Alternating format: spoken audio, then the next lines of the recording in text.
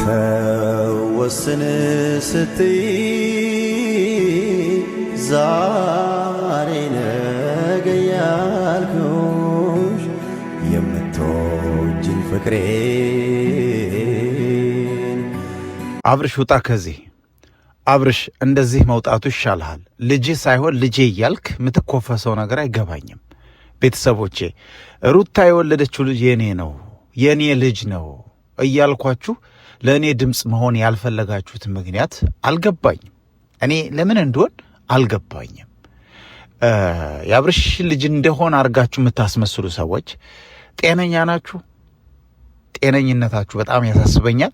ለማንኛውም ከሩታ የወለድኩት እኔ ነኝ፣ የልጁ አባት እኔ ነኝ። እስኪ በትክክል ባለፈው የልጁን ገጹን እንዳለ ፊቱን አሳይተውናል አይደለ? አያችኋል? የኔን ፊት እዩ እስኪ። አፍንጫው፣ አይኑ፣ ሁኔታው እኔን አይመስልም? እኔ ከዛሬ 10 ምናምን ወራት በፊት ከ1 ዓመት 4 ወር በፊት ከሩታ ጋር አብረን ነበርን እያልኳችሁ ነው። የዛኔ የቀረ ጽንስ ነው የኔ ልጅ ነው ስላችሁ በቃ ምንም ለእኔ ድምፅ ላለመሆን ስትፈልጉ የማታረጉት ነገር የለም። በቃ እኔም ደብሮኝ ነው ከሶሻል ሚዲያ ጠፋው፣ ከዩቲዩብ ተልተሎ አለቅም። ስለ ሩታ ማውራት ተውኩኝ፣ ስለ አብርሽ ማውራት ተውኩኝ። በቃ ተውኩ፣ አስጠላኝ። ምክንያቱም ዩቲዩብ ላይ ያለው ማህበረሰብ እኔን ሊደግፈኝ አልፈለገም። ማሽቃበጥ ነው የሚፈልገው። በቃ የአብርሽ ያልሆነውን ልጅ የአብርሽ ልጅ እንደሆነ አድርጎ ማስመሰል ምናምን፣ በቃ ማሽቃበጥ ማንጨብጨብ ነው የምትወዱት እንጂ ሩታ ከኔ ነው ያረገዘችው ብዬ ብዙ ጊዜ ጮኽያለሁ። ሩታን በጣም እንደማፈቅራት ብዙ ጊዜ ተናግሬያለሁ። እና እንዴት አስረገዝካት እንዴትስ ሆነ እንዴት ብላችሁ ጥያቄ ጠይቃችሁ ይመልሼላችኋለሁ። ከዓመት 4 ወር በፊት እኔ አዲስ አበባ ሄጄ ነበረ። የሩታ ቤተሰቦች ለእኔ ለመዳር አስበው ነበረ እና ሩታም ለ1 ወር ያህል ከኔ ጋር ነበረች ብያችኋለሁ። ከዛ በኋላ ሩታ እኔን አልፈለገችም መሰል ወደ አብርሽ ጠፍታ፣ ከቤተሰቦቿ ጠፍታ ከአብርሽ ጋር ሰወር ብላ ነበር የሆነ ጊዜ ታስታውሳላችሁ። እና ይህን ነገር በደንብ አስረግጬ ነገርኳችሁ፣ ምክንያቱን ነገርኳችሁ። በቃ ለእኔ ድምፅ መሆን አልፈለጋችሁ።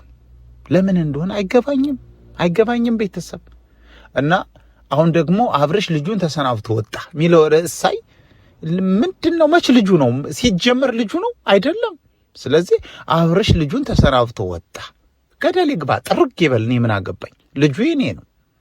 እኔ እንደውም ለሩታ ህይወት ብዬ ትንሽ እስክትረጋጋ፣ በቃ ተለያይተዋል፣ ትንሽ ተረጋጋ ብዬ እንጂ የልጁ የዲኤንኤ ውጤት አሳያችኋለሁ። በቃ እኔም ሄጄ ደም ሰጣለሁ፣ እሱም ይሰጣል፣ በቃ እናቲቱም ትሰጣለች።